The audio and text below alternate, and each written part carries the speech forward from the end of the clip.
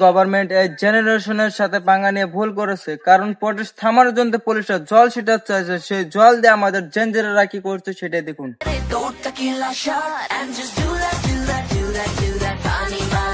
প্রটেস্টের জন্য পুলিশ অনেককে অ্যারেস্ট করে গাড়িতে করে নিয়ে যাচ্ছিল, তারপরে কি হলো সেটাই দেখুন।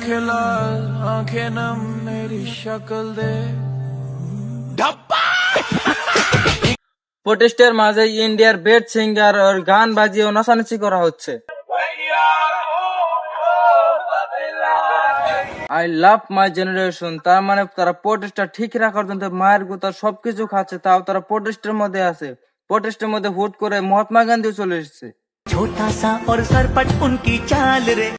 হুট করে রবীন্দ্রনাথ ঠাকুরও এসে যাচ্ছে ভাই, পুরো মাল্টিভার এসে গেছে ভাই, স্পাইডারম্যান, সুপারম্যান, ব্যাটম্যান আর অনেকে এসে গেছে। এটা অনেকে বলতে পারে ভাই এটা একটা সিরিয়াস প্রোটেস্ট ছিল, এখানে এত মজা হচ্ছে কেন? এটা লিমিটটা তখনই ক্রস হচ্ছে ভাই যখন স্টুডেন্টরা পুলিশের সাথে মার খেলো, যখন স্টুডেন্টকে পুলিশে মেরে কাদা ছিল, তখন একটা স্টুডেন্টই পারে স্টুডেন্টকে হাসাতে। জিনজিরা ফল্ট আছে, জিনজিরা কমতি আছে, but this sides of Gen Z I love them.